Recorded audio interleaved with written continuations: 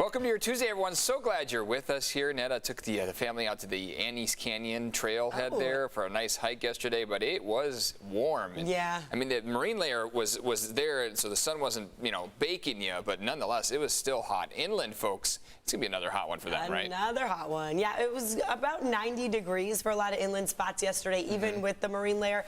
This morning, kind of the same thing. We still have coastal eddy. That's the reason for our gloom this morning, June gloom in full effect in the month of September. But this view of the sun coming up, we still have to wait a few minutes for the official sunrise time. It is at 6:27. Our days just keep getting shorter. It's that time of year. But at least we can show you these cameras that show that early morning glow. So I'll get into the heat, where it's going to be hottest coming up in your forecast. Jenny, it looks like people are back in action today. It's definitely busier than it was yesterday. It was so quiet, but your travel times are still okay. You can see a little bit of a buildup on the Coronado Bridge if you look real close there. Crash-wise, there are a couple here, including this one on Friars at Mission Village. It happened a while ago, but they're just making sure there's no debris in the road so you don't get a flat or anything like that. Crews are just blocking that single lane. Travel times are still okay. Here, unfortunately, I'm starting to see delays, so heading west on that 52 right at about Mass Boulevard. We've got crews kind of blocking that entrance ramp, not fully. You're still able to enter and exit in that area, but you can see we've got those backups building. And last thing I'll mention for you, this is on the 15, heading southbound at Miramar. That HOV lane is blocked with some sort of garbage in the road.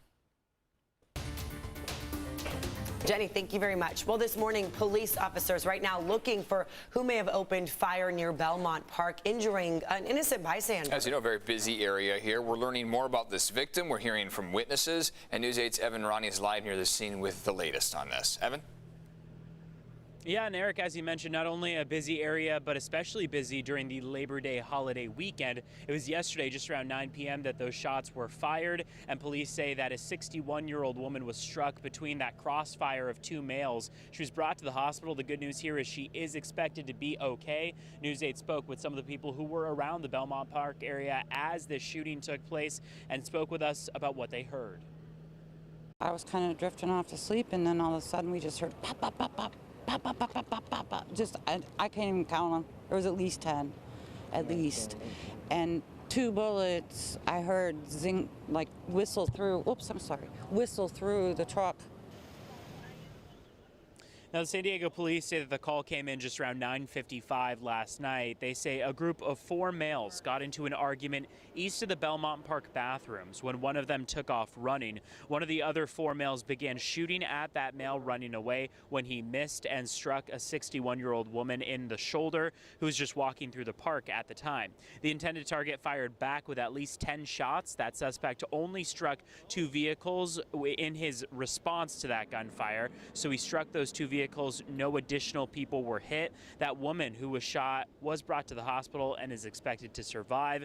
And this is not the first shooting in the Belmont Park area this year or even this summer. Witnesses say there was already an elevated police presence here at the park because of the Labor Day holiday. We've had stories in the past of several shootings in the month of July and August here at the Belmont Park area. So this has been a spot where gunfire has already been exchanged in the past. Now, as you heard from witnesses and as we've been told, this was a very busy area, of course, over the course of the Labor Day weekend, and it comes as a shock to a lot of the residents around here and a lot of people who call the Mission Beach area home. So police say they are still looking for those suspects involved. Right now, the only information that they have is that they're in their late teens and early 20s and that they are both Hispanic. Beyond that, they say they were wearing dark clothing at the time of the shooting and they got into a dark 4-door sedan. But again, police still trying to find out who was involved in this, and even the additional men who didn't exchange that gunfire, they're looking for them to hopefully find those 2 men who were exchanging gunfire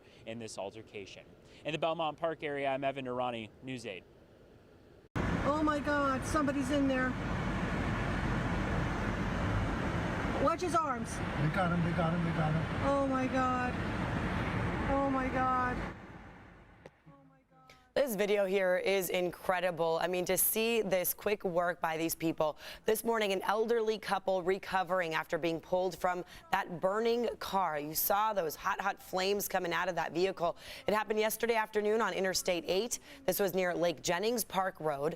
A bystander recorded this video. That's the voice you're hearing saying, oh my God. 2 others pulled the couple to safety. She does not know the people who jumped in to help, but says they deserve a lot of praise. I do know that they weren't expecting to be saving lives today, and that they were coming from a Bible study. And at that Bible study was they were studying Psalms, and one of them said, "Nowhere did they talk about having to go into a burning car today." Watch his arms. I mean, yeah, obviously this is not what you expect to see daily, but, you know, the fact that they knew to go in there and help, and they, you know, obviously didn't get hurt themselves. The man and woman that were rescued are reportedly in their 90s. They're still in the hospital. No word at this point on how they're doing, but we sure hope they're okay. This morning, people across the state are in danger of losing their fire insurance. A state moratorium that protected those homeowners is expiring today. News 8's Chris Groh joining us now to explain the impact on so many people here in San Diego. Good morning, Chris. Yeah, and so remember, maybe a lot of people don't know this. The state of California doesn't require fire insurance, but lenders and banks do require it based on where the home is located. Well, last year, a law was passed to give homeowners a year-long moratorium in areas that just went through major wildfires. Under it, insurance companies couldn't cancel policies on a whim. The only problem now, it's expired. Now, a lot of people may be wondering, who is impacted? How many people are impacted? Well, to give you an idea, 16 zip codes near the 2020 Valley Fire in the East County were protected by this. That's a lot of homeowners. In fact, prior to the moratorium, the trend wasn't good for those homeowners, having their policy dropped from 2015 to 2019. About 84,000 of them were dropped in San Diego County alone, the largest spike happening in 2019. Now, the state has its own insurance plan, but it's more expensive. Some homeowners may not have a choice or may choose to ignore the issue. Stephen Wallace, who we spoke to, he lives out in Hamul, believes that something needs to change. I have a feeling, because we live in such a high fire zone, that there's going to be a lot of companies, the big companies, that they don't want to do it because they don't want to take the risk.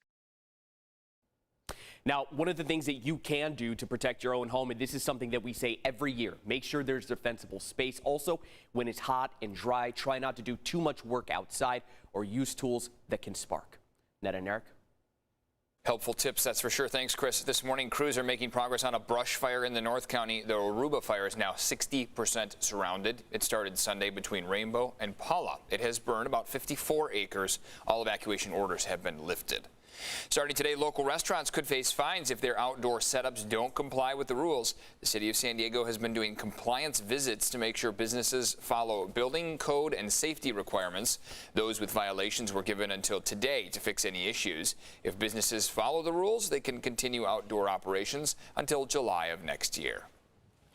Something we've become accustomed to here in San Diego, enjoying the outdoors while we're dining, and I don't think people really care if it's in a parking lot. They just want to enjoy their time outdoors. Yeah, and I don't blame them. Of course, we, especially the beaches, have had some pretty nice weather, I will say. Spending the afternoon yesterday at the beach, it felt good. The sun, of course, was out eventually, but, you know, this coastal eddy took its time to burn off, and that kept temperatures from getting too hot along the coast. So that's what we're going to see again. We got that coastal eddy in full effect this morning in Del Mar. This is the view right there.